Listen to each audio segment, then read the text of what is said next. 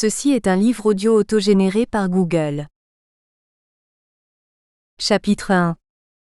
L'Afrique et l'Occident. La rupture de la conscience historique africaine, l'obstacle majeur d'une renaissance africaine.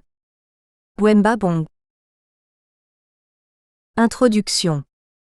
Le fait dominant de la réalité internationale est que, neutralisée par une agression occidentale multimillénaire, l'Afrique noire entre dans le troisième millénaire, dans un état de déconfiture sans précédent dans l'histoire connue de l'humanité, signe avant-coureur de l'imminence du chaos. En effet, le peuple noir reste toujours exposé à la logique meurtrière de l'Occident. Comme la France en a déployé une facette au Rwanda en 1994, et récemment, en novembre 2004 en Côte d'Ivoire, par sa prétendue coopération franco-africaine interposée. Aussi, pour éviter d'aller de Caraïbes dans Scylla, notre peuple doit s'emparer de cet instrument nécessaire de lutte qu'est la conscience historique. 1. La conscience historique de l'Afrique noire comme base de la résistance du peuple noir. La mystification historique étant un des moyens privilégiés par lequel l'on agit sur la conscience d'un individu, d'une collectivité ou d'un peuple pour le dominer, l'Occident se sert de l'idéologie de la falsification en tout genre, pour pérenniser en Afrique noire sa main invisible, dans l'objectif de maintenir le peuple noir dans l'esclavage, et même de l'exterminer s'il ne prenait conscience des menaces qui pèsent sur lui. Partant, tout ce qui se rapporte au vrai passé de l'Afrique noire est caché. Dans les bibliothèques les plus inaccessibles aux chercheurs africains dignes de ce nom, sont enfouis des témoignages recueillis par des missionnaires sur l'historiographie de l'Afrique noire, cependant que des faux notoires dévalorisants pour la race noire sont fabriqués dans le dessein de la rabaisser. Il en est ainsi de la civilisation noire dont la paternité est généralement attribuée au génie sémite, notamment, groupe humain dont on sait pourtant qu'il vécut dans l'Égypte pharaonique noire comme simple communauté de travailleurs immigrés, ainsi qu'en atteste la Bible, même s'il convient d'opposer la plus catégorique fin de non-recevoir à la thèse de la prétendue mise en esclavage des Juifs en Égypte. Ils établirent sur lui, le peuple juif, des chefs de travail forcés, afin de l'opprimer dans son coltinage de fardeau, à savoir Pithom et Ranaz. Mais plus ils l'opprimaient, plus il se multipliait et plus il se répandait, si bien qu'ils finirent par eux accent aigu pervuver un effroi mêlé d'aversion à cause des fils d'Israël. En conséquence, les Égyptiens firent servir les fils d'Israël en tant qu'esclaves sous la tyrannie. Et ils leur rendirent sans cesse la vie amère par un dur esclavage dans le mortier d'argile et les briques, et par toute forme d'esclavage au champ, ou par toute forme d'esclavage dans laquelle ils les employaient comme esclaves sous la tyrannie. Comme le souligne Ivan van Sertima. Lorsque le comte de Volnay se trouva à l'ombre du grand sphinx en 1783, et vit ces montagnes créées par la main de l'homme qui s'élevaient dans le désert, il fut saisi et troublé. Il avait traversé la région plane, ponctuée de huttes de torchis et de hauts palmiers dattiers. Sur le vert éclatant de la terre, un réseau serré de canaux d'irrigation. On voyait au bord des canaux, des hommes élancés au teint noir ou bistre, négroïdes pour la plupart, au nez court et épaté, une large bouche, aux lèvres épaisses. D'un mouvement balancé et rythmé, ils soulevaient les seaux d'arrosage attachés au chadouf. C'étaient des Égyptiens, qui, par le teint et les traits, ressemblaient à beaucoup d'esclaves de l'Empire français. Comment les choses avaient-elles pu être à ce point bouleversées? Comment avait-on pu inverser si violemment le sens de l'histoire? Le comte de Volnay se sentit envahi par un étrange sentiment de culpabilité. Il était si naturel de considérer les Noirs comme des bûcherons et des porteurs d'éléos. Quand donc cette malédiction avait-elle commencé? Quel étonnement n'éprouvons-nous pas, écrit-il, quand nous réfléchissons qu'aux nègres aujourd'hui nos esclaves et l'objet de notre mépris nous devons nos arts, nos sciences. 15 ans plus tard, Bonaparte dirigeait une expédition en Égypte. Les savants qui l'accompagnaient furent eux aussi impressionnés et surpris. Ils conclurent, comme les Grecs l'avaient fait 1000 ans auparavant, qu'une race noire était à l'origine de la civilisation égyptienne. Cette redécouverte de l'Égypte ancienne par les Européens et la révélation de la forte ascendance négro-africaine d'une civilisation à laquelle l'Europe devait tant, causèrent une sorte de gêne, et elle survenait au moment le plus inopportun et menaçait de dynamiter le mythe de l'infériorité innée des Noirs, nécessaire à la bonne conscience chrétienne d'une Europe qui devait sa prospérité à l'exploitation massive des esclaves noirs. On dépeuplait systématiquement l'Afrique. Ses empires avaient été détruits, son histoire enterrée, son développement parallèle à celui d'autres civilisations du monde, brusquement stoppé. Seuls quelques éléments arriérés ou inaccessibles restèrent intacts pour porter plus tard de faux témoignages à partir desquels on jugea de l'ampleur et de la complexité de son évolution. Les Occidentaux n'ignorent pas que la conscience historique joue un rôle important dans la libération et l'élévation mentale d'un peuple, qui prend conscience de son passé. En tirant ainsi une fierté suffisante, il devient difficile à dominer. Aussi ont-ils choisi de présenter l'historiographie de l'Afrique noire sous une vision totalement défavorable au peuple noir, dans l'objectif de mener tout le peuple noir à la malléabilité totale. Le philosophe allemand Hegel fut de ceux qui sacrifièrent le plus à cette entreprise. L'Afrique ne fait pas partie du monde historique, elle ne montre ni mouvement, ni développement et ce qui s'y est passé, c'est-à-dire au nord, relève du monde asiatique et européen. Ce que nous comprenons en somme sous le nom d'Afrique, c'est un monde anhistorique non développé, entièrement prisonnier de l'esprit naturel et dont la place se trouve encore au seuil de l'histoire universelle. Et pourtant, écrit Edem Kodjo, ici en Afrique a commencé l'histoire. Loin d'être une affirmation gratuite, cette assertion est une réalité scientifique indéniable qui se vérifie lorsqu'on sillonne le monde à la recherche des vestiges des civilisations premières. Mais, comme le relève Mainra Degba, sur le savant Cheikh Anta Diop qui fut l'un des premiers chercheurs à mettre en évidence l'origine noire du peuple et de la civilisation de l'Égypte pharaonique. Lorsque Cheikh Anta Diop, homme d'une érudition encyclopédique, publia son fameux ouvrage Nation nègre et culture, il fut attaqué de toutes parts, ridiculisé, honni, parce que sa vision de l'histoire du monde osait défier le schéma dogmatique tracé entre autres par Hegel et Gobineau et qui faillit de l'homme noir celui qui ne contribue jamais au patrimoine de l'humanité. Cheikh Anta Diop fut attaqué non seulement par des historiens compétents, mais même par de petits écrivains et journalistes européens incapables de lire Hérodote ou Diodore de Sicile dans le texte, mais qui s'arrogeaient le droit de rejeter avec dédain les chroniques égyptiennes de ces historiens consciencieux, poussant le parti pris raciste et la mauvaise foi jusqu'à récuser à l'apostrophe irrécusable, à savoir les traits négroïdes du sphinx par exemple, ou le caractère égyptien de telles figures nègres, que la science de la falsification et de la manipulation ne pouvait tout de même pas classer comme faux. Devant l'avalanche de moqueries, insultes, avanies déchaînées contre le chercheur sénégalais, combien d'intellectuels africains eurent le courage de prendre sa défense? Au nom de l'histoire scientifique de leur maître, certains allèrent jusqu'à leur faire chorus pour dénoncer les thèses simplistes de Cheikh Anta Diop.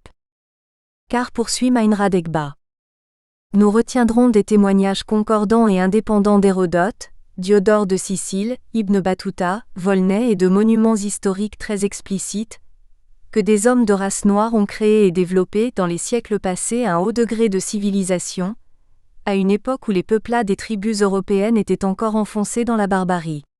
Le renversement spectaculaire des situations opérées depuis lors n'infirme nullement les jaillis, mais sape les bases de la théorie hasardeuse de l'évolution linéaire et irréversible des civilisations.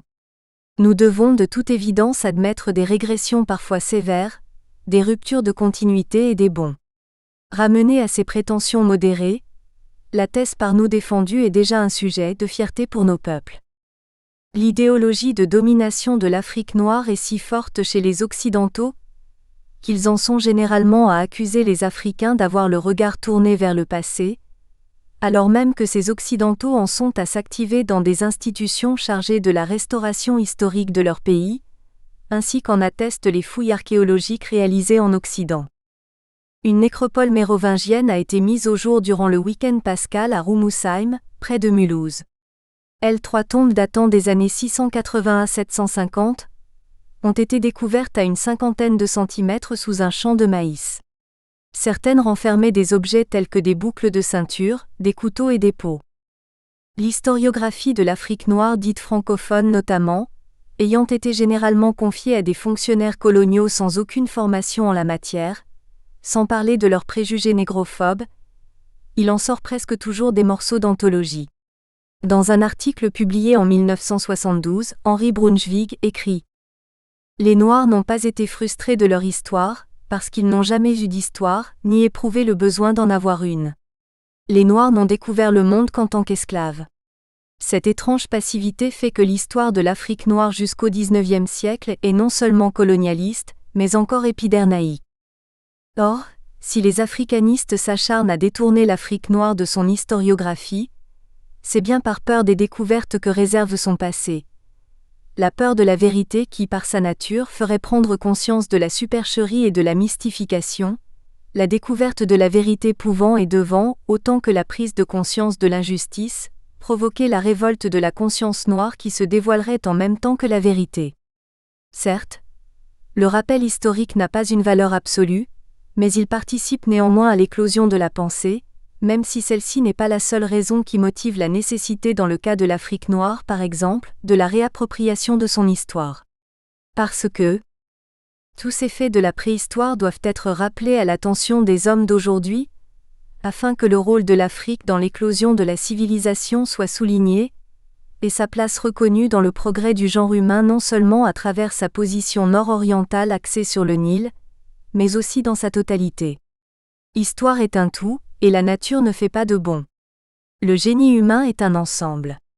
De la nébuleuse initiale sont parties les prémices de la civilisation actuelle.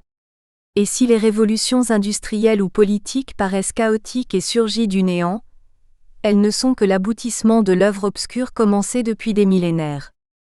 L'histoire ne peut par conséquent se limiter à une étude neutre et fade des événements passés. Sa connaissance et sa maîtrise sont indispensables pour l'action et la vie, et non pour embellir les bibliothèques. Elle a encore moins pour vocation de surcharger la mémoire, puisqu'étant affaire de l'homme actif qui a besoin de modèles et d'initiateurs. L'Africain doit par conséquent scruter les vestiges du passé de son peuple, afin d'en susciter des sujets historiques. Cette attitude est le signe d'une fidélité et d'un réel patriotisme. Car en vérité, l'histoire est aussi le bien de l'homme qui regarde fidèlement et avec amour vers ses origines, vers le monde de ses ancêtres. Partir de soi pour aboutir à soi est une des variantes du cercle que doit parcourir la pensée historique. C'est ce qu'explicite le regretté président Kwame Nkrumah. Notre Renaissance africaine insiste beaucoup sur la façon de présenter l'histoire. Il faut écrire notre histoire comme l'histoire de notre société, non comme l'histoire d'aventuriers européens. La société africaine doit être considérée comme un reflet d'elle-même, et les contacts avec les Européens ne doivent y figurer que sous l'angle de l'expérience des Africains, même s'ils ont été une expérience plus importante que toutes les autres. Autrement dit, les contacts avec les Européens doivent être narrés et jugés au point de vue de l'harmonie et du progrès de cette société.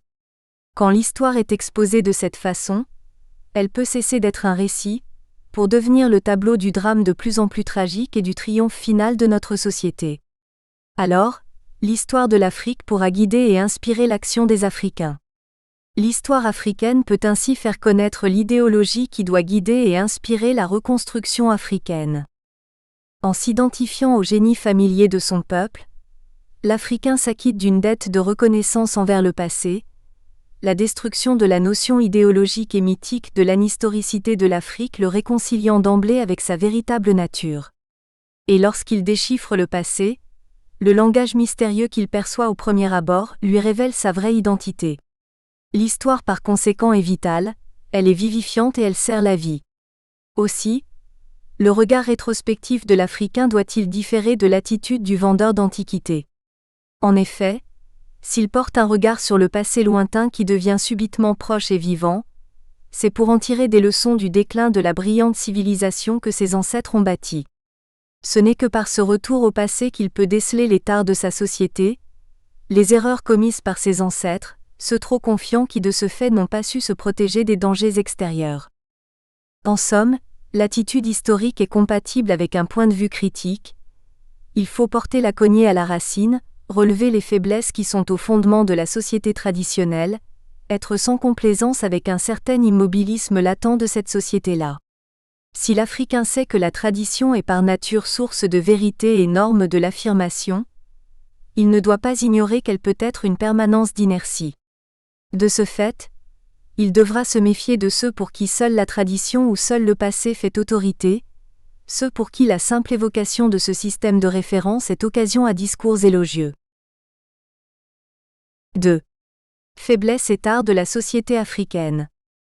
La toute première civilisation connue de l'humanité a germé dans la région de la vallée du Nil. Le Sahara, en voie d'assèchement, se videra d'une grande partie de son peuple qui partira du cœur de l'Afrique au sud du Sahara, et émigrera dans la zone où se rejoignent le Nil bleu et le Nil blanc. Un autre contingent de ce peuple montera vers la même vallée du Nil, pour fonder la civilisation égyptienne dont les vestiges ne cessent d'éblouir encore l'humanité aujourd'hui. Contrairement à ces historiens qui, pour satisfaire leur vision ethnocentrique de l'homme, s'acharnent à bâtir sur des vestiges archéologiques moins significatifs de la Mésopotamie une antériorité et une primauté de civilisation que les faits et les récentes découvertes viennent d'aujourd'hui démentir, c'est en fait, selon les sources les plus autorisées à l'heure actuelle, sur le sol africain que se lève l'aube de la civilisation.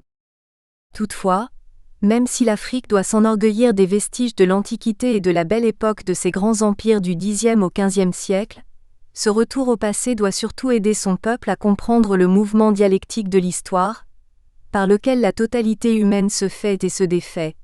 En effet, à un moment donné de leur histoire, les peuples érigent de puissantes civilisations qui peuvent s'écrouler après avoir connu un remarquable rayonnement. Mortelles, les civilisations le sont assurément, mais leur mort a des causes et en ce qui concerne les civilisations passées de l'Afrique, l'on doit étudier les raisons de leur effondrement pour mieux préparer les jeunes Africains à la maîtrise de leur destin. Pour ce qui est des États africains de l'Antiquité et des empires médiévaux, facteurs internes et causes externes ont convergé pour précipiter leur déclin, puis leur disparition. Au nombre des facteurs internes figure l'organisation intérieure de la société, le système d'éducation et de transmission des connaissances et les difficultés d'administration du territoire. Ces causes internes constituent encore aujourd'hui l'une des faiblesses de la société africaine. Particulièrement du fait du système des castes qui, bien que tendant enfin à disparaître, n'en reste pas moins relativement vivace en Afrique occidentale, dans les zones sahéliennes notamment. Ce système repose sur la division du travail qui fait que chaque fonction artisanale correspond à des fonctions sacrées, à des voies initiatiques. La caste des forgerons seule doit connaître les mystères du feu et de la transformation de la matière. Les artisans du bois, pour leur part, sont versés dans la fabrication des objets rituels et des masques par leur connaissance des secrets de la brousse et des végétaux. Ils doivent eux-mêmes couper le bois qui est nécessaire à leur ouvrage. Les fabricants de pirogues sont initiés au secret de l'eau par exemple, et chaque caste conserve jalousement les connaissances secrètes dont elle est dépositaire. On va sans dire que ce type d'organisation sociale favorise la stagnation et empêche les mutations nécessaires aux transformations sociales, donc au progrès. Cette organisation a fortement contribué à l'affaiblissement interne de l'Afrique du passé. Les différentes castes qui en composaient une partie du monde du travail, n'ayant pas voulu divulguer le savoir qu'elle détenait. Système du goût du secret qui, ajouté à celui de l'éducation alors en vigueur, ont fini par porter préjudice à l'Afrique. En outre prévalait un système d'éducation et de transmission des connaissances en vase clos. Les sociétés africaines étaient en réalité tenues en laisse par les grands prêtres détenteurs de la connaissance. Véritables maîtres des connaissances, ils avaient la haute main sur la société et constituaient une caste fermée gardant jalousement hors du peuple leur savoir-faire et leurs connaissances. Organisés en sociétés ésotériques au sein desquelles la connaissance ne se transmettait que par initiation à une infime minorité de gens admis par une cooptation rigoureusement programmée, ces grands prêtres avaient intérêt à maintenir le peuple dans l'ignorance afin de renforcer leur propre pouvoir. Ainsi les masses populaires n'avaient-elles guère accès au savoir qui aurait pu les aider dans la maîtrise de leur milieu naturel. Dans ces conditions, il n'est pas étonnant qu'une fois liquidée la caste des grands prêtres détentrices de la connaissance, de la science et du savoir-faire technique, les sociétés africaines se soient soudain privées de mémoire scientifique et technique. De fait, le progrès scientifique et technique a toujours été le fruit d'une accumulation de connaissances diffuses et conservées dans les couches les plus larges du peuple. Pour n'avoir pas suivi ce processus, les grandes civilisations africaines du passé se sont effondrées, faute de renouvellement et d'élargissement de leur personnel scientifique et technique, souvent d'ailleurs par suite de la disparition soudaine de leur classe dirigeante sous le coup d'invasions étrangères. Écrit fort justement Edem Kodjo. Dans l'Afrique ancienne, beaucoup de savants moururent sans avoir livré la plus petite parcelle de leurs connaissances. Les tombeaux africains sont ainsi malheureusement pleins de savoir à jamais perdu. Aussi, Amadou Hampâté-Bâ pouvait-il écrire en 1976. Les dépositaires africains traditionnels des arts, des sciences et des techniques anciennes existent encore. Mais ils sont peu nombreux et en général d'un âge assez avancé. Le trésor des connaissances, patiemment transmis depuis des millénaires, peut encore être recueilli et sauvé si l'on s'y prend à temps et si l'on accepte de prêter une oreille réceptive aux récits des vieux connaisseurs. Ce faisant, il revient à chaque génération de chercheurs africains de s'emparer de cet appel, de même que pour l'avenir du peuple africain, la loi du silence imposée par l'initiation demande à être rompue. Non pas pour initier les ennemis de notre peuple à des secrets scientifiques qui accentueraient leur domination sur nous et sur le monde, mais pour mettre l'Afrique noire à l'abri de toutes sortes d'impérialismes étrangers qui ont juré sa perte. Or, pour avoir cherché à transmettre des connaissances à l'historien africain Youssef Tata Cissé, Ouad de Krina, grand prêtre dépositaire des traditions occultes de l'antique science égyptienne de Thoth et Amon-Ra, en perdit la vie. Et quand le bruit de ces révélations parviennent aux oreilles de ses collègues, Wa Camisoko reçut la visite des représentants les plus illustres de la fonction de griot du Mandé. Ils lui intimèrent l'ordre de se taire. Il désobéit.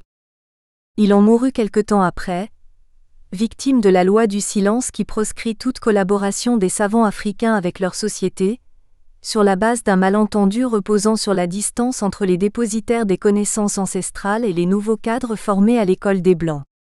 Notamment sur la conception du temps. En effet, si pour les Africains formés à l'école occidentale, le temps c'est de l'argent, et qu'ils sont par conséquent généralement pressés de marquer l'essai, en obtenant le maximum d'informations en un temps record, pour les savants africains la confiance constituant la pièce maîtresse de toute relation, une telle agitation pour percer les secrets de la connaissance est un puissant repoussoir. Comme dit Hampâté-Bâ, seule la confiance vous procure ce que ni la ruse ni la force des armes ne peuvent vous donner, et celui qui n'a pas de temps à perdre n'a rien à faire en Afrique. Certes, mais la perte d'un érudit de la trempe de Camisoko est une grande perte pour notre peuple. Surtout s'il n'a pas eu le temps de transmettre les connaissances nécessaires à la libération de l'Afrique et du peuple noir. À cet égard, Hampâté-Bâ a vu juste, en écrivant qu'en Afrique, un vieillard qui meurt est une bibliothèque qui brûle. Mais encore faut-il tout faire pour changer le mode de transmission des connaissances, qui met en évidence la nature particulièrement aléatoire du système de l'oralité. En d'autres termes, pour que l'incendie de la bibliothèque de Hampâté-Bâ soit déploré, il faut encore que celle-ci ait initialement pour ligne de conduite de livrer ses secrets en laissant ses portes ouvertes afin que de jeunes générations de chercheurs, de l'Afrique et du peuple noir, puissent venir y étancher leur soif de connaissance afin de contribuer à la construction du futur de notre peuple. A contrario donc, il faut s'investir de la responsabilité de dire aux savants initiés africains qui, impassibles, continuent aujourd'hui encore à regarder notre peuple se déliter un peu plus tous les jours, qu'une bibliothèque qui brûle pleine de poussière parce que non fréquentée à cause de ses portes fermées n'a pas réalisé sa fonction qui est d'être un haut lieu de transmission de la connaissance, que l'excès de goût pour le secret est toujours la consécration de l'ignorance et un grave danger pour un peuple. Une autre faiblesse de l'Afrique noire est le trop grand respect qu'elle a de la vie et de la nature. Vu sous un certain angle, le respect de la vie est une force car il témoigne que l'homme et la nature ne font qu'un. Que dans l'univers, chaque objet représente une actualisation de la parole divine. Aussi, en rejetant la déchirure dualiste du monde, parce que l'homme est intégré dans l'univers et parce que le corps n'est pas l'ombre de l'esprit, la conception africaine de la vie établit une intimité entre la conscience et le monde, entre la nature et Dieu. La pensée africaine offre ainsi un monisme sécurisant et un humanisme divin. Aussi la valeur est-elle chargée d'une dimension religieuse. Elle est imprégnée de sacralité. La vie elle-même est sacrée car elle est un don de Dieu. Elle ne peut être ni ôtée ni prise par l'homme. Les banalités des religions monothéistes occidentales sur l'amour du prochain, comme image de soi-même, ne peuvent donc que conduire à de grands éclats de rire chez ceux qui sont imprégnés de la philosophie africaine de la vie, philosophie pour laquelle l'étranger de passage dans un pays est toujours chez lui, bien qu'en terre inconnue, car il peut être la manifestation d'un ancêtre ou d'un dieu venu tester notre degré d'hospitalité. Voici une philosophie de la vie organisée en système communautaire, où triomphent les principes essentiels de solidarité et d'humanisme. La pensée africaine traditionnelle ignorant l'individualisme soude intimement l'individu à son milieu naturel et humain. La symbiose homme-nature est parfaite. Alors que l'homme occidental n'a su instituer depuis la Renaissance entre l'homme et la nature que des rapports de conquérants, des rapports de maître à esclave, les Africains témoignent au contraire que l'homme et le monde ne font qu'un, que la nature entière est un corps et que j'appartiens à l'interaction universelle des forces de la vie totale des hommes, des autres hommes et des choses. Le sentiment de la vie, c'est d'abord cette communion permanente avec un monde vivant, animé, signifiant, que l'on peut déchiffrer comme un visage où se lise directement l'angoisse, la colère ou l'amour et qui n'a pas donné naissance à l'absurde dualisme de l'âme et du corps. L'homme, comme le monde dans lequel il vit, est tout entier une âme et tout entier un corps. Certes, mais il faut le dire, le respect de la vie et de la nature a constitué un handicap fondamental à la pensée technique, car il n'a pas permis à la pensée scientifique africaine déjà existante dans les temples et les couvents d'explorer et d'atteindre le peuple noir. Le revers de la pensée spirituelle et humaniste africaine, c'est son incapacité à se détacher de la puissance divine. C'est parce que l'esprit africain est encore marqué par une vision du monde et une conception de l'existence toujours dominée par l'idée d'une puissance créatrice transcendantale, immanente, coextensive à toute chose, à toute idée, à toute action, qu'il est demeuré hostile à tout processus de viol et de conquête brutale de la nature qu'exige ce qu'on appelle communément le développement. Une telle vision philosophique de l'Africain limite sa capacité de recherche et de création à un univers non dominé, réduit son esprit d'initiative, son goût du risque et d'aventure, dès qu'il s'agit de rompre l'harmonie primordiale pour organiser ce vaste bouleversement social qui est le développement. Pour comprendre à quel point la mentalité africaine issue de cette conception du monde et de cette philosophie de l'existence a constitué un facteur négatif, il suffit de la comparer à l'idée que l'on s'est fait de la nature dans l'Europe du XVIIe siècle. En effet, dans l'ouvrage de Galilée paru en 1632 et intitulé Les dialogues sur les deux principaux systèmes du monde, la nature, de déesse universelle, fut interprétée par un à suite comme une simple machine. En face, l'organisation de la cité antique grecque comme fondement culturel de l'Occident donne une idée de l'attitude de l'homme occidental envers l'étranger. Chaque cité, outre son espace urbain, comprenait des dèmes ou villages entourant l'agglomération. Les dèmes étaient la propriété d'hommes riches, et y vivaient souvent des esclaves et éventuellement des étrangers. Tout étranger hors de sa cité pouvait être tenu en esclavage ou même mis à mort. Même les maisons ne pouvaient se toucher. À l'intérieur de la cité existait la même injustice. Tous les habitants n'étaient pas des citoyens, les esclaves n'avaient aucun droit. Et lorsque quelques étrangers étaient autorisés à travailler, ils ne pouvaient tout au plus que prétendre porter des armes. La pensée des Grecs anciens à l'égard des étrangers est l'une des conséquences directes d'un individualisme exacerbé, dans la mesure où en l'autre on ne voit ni un frère, ni un semblable, ce qui commande que celui-ci soit rejeté hors de la sphère des hommes. Une philosophie pour laquelle ce qui compte, c'est moi, autrui est un étranger, il n'a aucun droit. Depuis les Grecs, ancêtres des Occidentaux, la nature était ce que contemplait la science. On y découvrait un ordre, parce que constituant pour lui un modèle et une satisfaction esthétique de l'intelligence. C'est pourquoi, l'art ne pouvant imiter l'originalité de la nature, il avait pour but de la reproduire servilement, s'essayant tant bien que mal à la singer.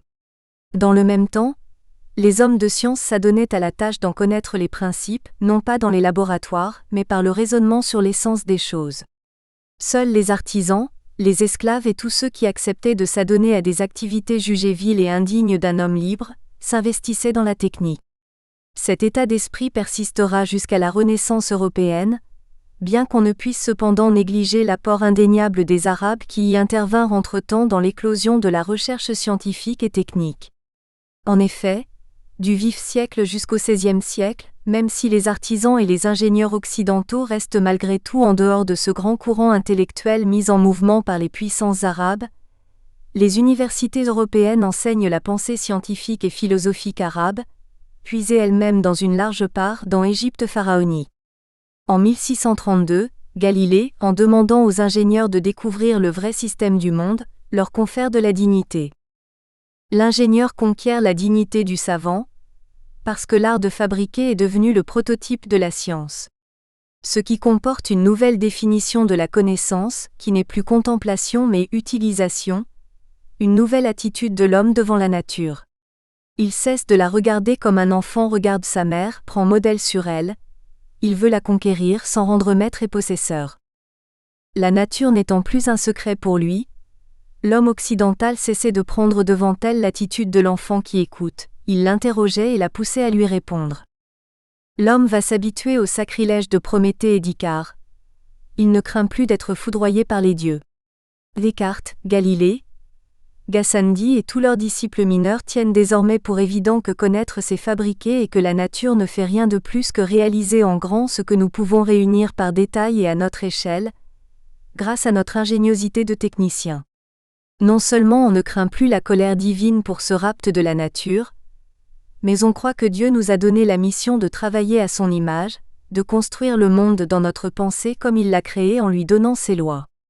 Le physicien du Moyen-Âge remontait vers Dieu en découvrant les intentions, les finalités de la nature.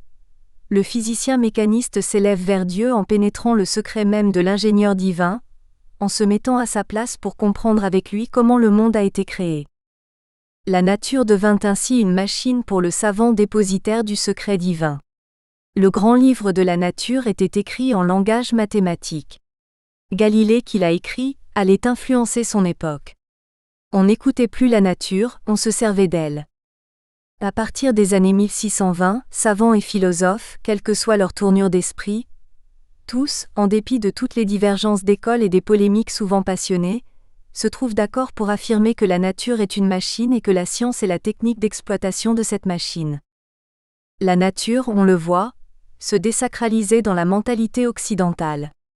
Dans cette partie du monde, l'homme se donnait pour objectif de la dominer et d'en recueillir une joie indicible, les deux étant faits pour s'entendre dans ce concert de domination de l'une par l'autre. Ce qui est à relever dans cet Occident qui se donne déjà pour mission de dominer le monde, c'est qu'en dépit de ces courants mécanistes et scientistes qui secouaient la société, la religion et le savoir n'étaient pas incompatibles. La vision religieuse s'accommodait de la crise intellectuelle, d'autant plus facilement que pour un Descartes, par exemple, Dieu étant garant de la vérité, un athée ne pouvait devenir mathématicien, donc comprendre la nature c'est vivre heureux. La science acquérait ainsi un nouveau statut. L'homme européen n'était pas inquiété par ces découvertes, car il était convaincu que Dieu avait donné à l'homme le pouvoir de domination sur la nature, mais que c'est seulement le péché qui, en le faisant déchoir de ce statut, avait entravé le dessein divin. D'où, pour réaliser la volonté divine, l'homme européen devait acquérir la maîtrise des choses du monde. Prométhée, fils de Raphète, Japheth et frère d'Atlas, devenu le lieutenant de Dieu, ne craignait plus ses foudres. La science vraie qui nous permet, en quelque sorte de comprendre l'œuvre créatrice et nous fait entrer dans le secret divin, devient ainsi par surcroît un moyen de louer le Créateur. Édifier une science vraie, c'est comme il le répète souvent, travailler à la cause de Dieu. Enfin, la loi de charité nous impose de venir en aide au travail des hommes, et de le soulager par l'invention de machines. En résumé, il y a ici confrontation de deux attitudes religieuses, l'une africaine qui, déchiffrant la nature comme la marque de Dieu, vit en symbiose avec elle, l'autre occidentale qui, estimant que le devoir de l'homme qui veut être fidèle à Dieu c'est l'asservissement de la nature par l'homme. Chacune de ces attitudes a son revers. Aujourd'hui en Occident, devant les dégâts causés par la science et ses dérivés, on tente de revenir à une réconciliation de l'homme avec la nature. Il nous faut donc concevoir la sphère anthropo-sociologique, non seulement dans sa spécificité irréductible, non seulement dans sa dimension biologique, mais aussi dans sa dimension physique et cosmique. Il nous faut donc retrouver la nature pour retrouver notre nature, comme l'avaient ressenti les romantiques, authentiques gardiens de la complexité durant le siècle de la grande simplification. La nature de la nature est dans la nature. Notre déviance par rapport à la nature est animée par la nature de la nature. En clair, Edgar Morin veut signifier que l'Occident a cru pendant longtemps que l'homme pouvait impunément détruire la nature. Or, il se rend désormais compte qu'il a diminué son propre espace vital même, puisque celui-ci participe à la vie universelle. Autrement dit, après avoir fondé son savoir sur la logique d'exclusion, à savoir que si j'ai raison, vous avez tort, la vie sur la mort, noir ou blanc, bien ou mal, il arrive parfois à l'homme occidental de réaliser aujourd'hui que la réalité est plus complexe. Or, la biologie et l'écologie nous montrent qu'il n'existe pas d'opposition aussi tranchée dans la nature. Toute relation ou équilibre est fondée sur le pluralisme, la diversité, la cause mutuelle. Il n'y a pas de logique d'exclusion ou de l'opposition, mais une logique de l'association ou de la complémentarité. Le peuple noir gagnerait à tenir compte de ce retournement de la science contre l'homme. Toutefois, ce pacte établi par l'homme africain entre la vie et la nature ne doit aucunement constituer un handicap à sa liberté, donc à sa survie. L'Afrique, aux prises avec sa survie, doit pouvoir méditer les leçons de l'histoire. Elle doit pouvoir aborder l'heure de la réflexion, et allant au-delà de sa vision philosophique, si riche par son humanisme et son harmonie, concevoir les voies et moyens de la Renaissance par une approche renouvelée du fait scientifique qui lui assure le progrès tout en respectant sa culture. 3. Les leçons que l'Afrique noire doit tirer de l'histoire. Des causes internes à l'Afrique noire contribuant à son affaiblissement et à celui de son peuple, viennent d'être passées en revue. Elles ne sont malheureusement pas les seules.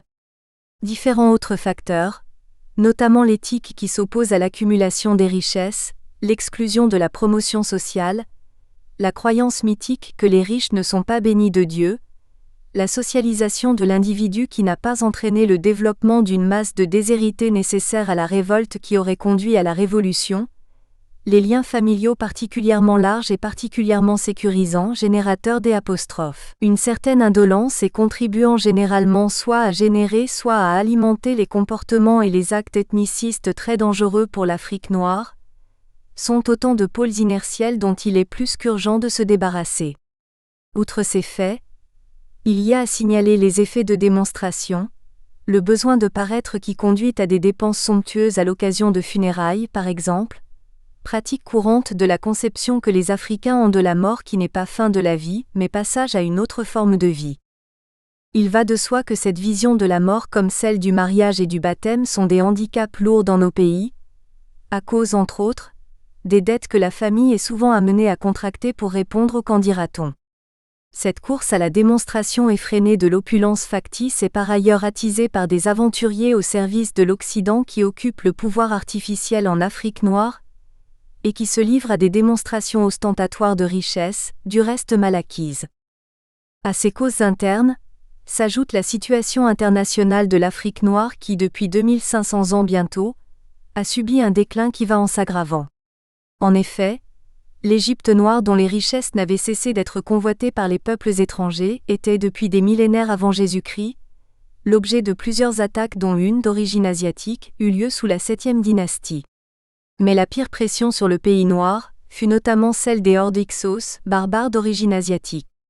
Le prêtre égyptien Manéthon rapporte que, sous le règne du roi Timathos, la colère divine souffla contre l'Égypte, sans savoir pourquoi. Contre toute attente, des hommes d'une race inconnue venus de l'Orient osèrent envahir le pays, s'en emparèrent et sans combat, firent prisonniers les chefs, puis brûlèrent sauvagement les villes, saccagèrent les temples des dieux et maltraitèrent durement les habitants, égorgèrent les uns, réduisant en serviteurs les autres avec leurs enfants et leurs femmes.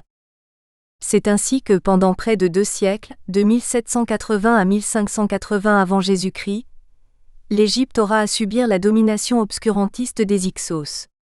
La libération du pays ne viendra qu'en 1580, du sud, de la royauté de Thèbes, par le roi Kham et son successeur Amlé, qui menèrent une véritable guerre de libération pour arriver à bouter hors d'Égypte ces hordes étrangères.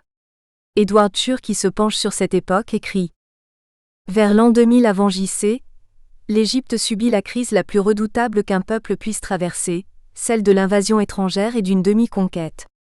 Conduite par les rois pasteurs appelés Hyksos, cette invasion roula son déluge sur le delta et la moyenne Égypte. Les rois schismatiques amenaient avec eux une civilisation corrompue, la mollesse ionienne, le luxe de l'Asie, les mœurs du harem, une idolâtrie grossière. L'existence nationale de l'Égypte était compromise, son intellectualité en danger, sa mission universelle menacée. Les hordes barbares qui n'arrêteront cependant pas de fondre sur l'Égypte mineront le Moyen Empire, jusqu'à ce qu'ils soient chassés du pays qui ne connaîtra cependant qu'une courte période de prospérité alternant avec de petites attaques extérieures aussitôt réprimées. La mort de Ramsil en 1205 ranima toutefois les attaques étrangères contre l'Égypte. Notamment celles des peuples de la mer, d'origine indo-européenne qui, contrairement aux Hyksos, ne réussiront cependant pas à occuper l'Égypte, bien que celle-ci se trouvât à une période d'anarchie de plus en plus grandissante. Cette anarchie amènera Rams III à intégrer dans l'armée égyptienne des milliers d'étrangers qui y furent employés comme étrangers auxiliaires sous le nom de Kéhek, à côté de l'armée nationale proprement dite. Nous verrons que ce sont ces éléments étrangers que rien n'attachait sentimentalement à la terre d'Égypte qui provoqueront la déliquescence des mœurs politiques à partir de Psamétique, écrit Cheikh Anta Diop, qui poursuit. L'armée égyptienne se dénationalise. Elle en vient à être essentiellement une armée de mercenaires libres ou demi-serviles commandés par leurs chefs nationaux. Seul le haut commandement et quelques détachements d'archers resteront égyptiens. Le processus atteindra son point culminant sous les usurpateurs libyens de la 26e dynastie, sous Psamétique plus précisément. C'est alors que les éléments nationaux d'une garnison de l'armée égyptienne cantonnée à Daphné, à Mosséa et l'île d'Abou refusèrent d'obéir aux rois étrangers et allèrent offrir leurs services au roi de Kouch du Soudan nubien. C'est l'expédition des Ottomoles dont parle Hérodote. Il n'empêche cependant que toutes ces attaques étrangères épuisèrent l'Égypte au point qu'elle ira s'affaiblissant, sans jamais plus retrouver ni sa splendeur, ni même ses territoires du Moyen-Orient, pour s'effondrer totalement par la suite sous les assauts successifs des envahisseurs assyriens, perses, grecs et enfin romains. Cette présence physique d'une autorité étrangère en terre d'Égypte déclenchera de grands exodes d'Africains qui émigreront vers le centre de l'Afrique, l'Ouest, le Sud, et qui vont constituer une partie du peuplement actuel de l'Afrique dont les grands empires, Ghana, Mali, Songhai, Monomotapa, etc., vont subir à leur tour ces invasions étrangères pour s'effondrer finalement, notamment sous les attaques des Almoravides. En 1076, Ghana la capitale tombera. Les Almoravides s'étaient montrés d'une cruauté exceptionnelle lors de la prise de Ghana. Les biens étaient pillés, les habitants massacrés. Après cette interruption de 10 ans, Ghana sera encore attaqué par les vassaux Sosos, mais il réussira à se maintenir jusqu'à l'investissement de la capitale par Sundiata Keita, en 1240. D'après Wakami Soko, Sundiata Keita, qui va donner à l'Empire du Mali toute sa puissance, mènera une guerre implacable contre les vassaux Sosos, afin de mettre fin à l'esclavage et au commerce négrier que ces courtisans, ancêtres spirituels des actuels présidents africains autoproclamés, pratiquaient avec les Arabes. Mais l'Empire du Mali sera annexé par l'Empire du Songhai, ou Sonai, qui, à la bataille de Tondibi en 1591, sera détruit par des Marocains équipés d'armes à feu et conduits par l'eunuque espagnol Djader Pacha. En Afrique centrale, les royaumes Congo, Lunda, Luba et Kuba furent désintégrés sous les attaques des Européens. Les agressions contre l'Afrique noire auront pour point d'orgue enfin les razzias négrières transatlantiques qui dureront 4 siècles et qui arracheront environ 400 millions d'Africains. Nous espérons que vous avez apprécié cet aperçu. Pour continuer à écouter ce livre audio sur Google Play Livres, utilisez le lien dans la description de la vidéo.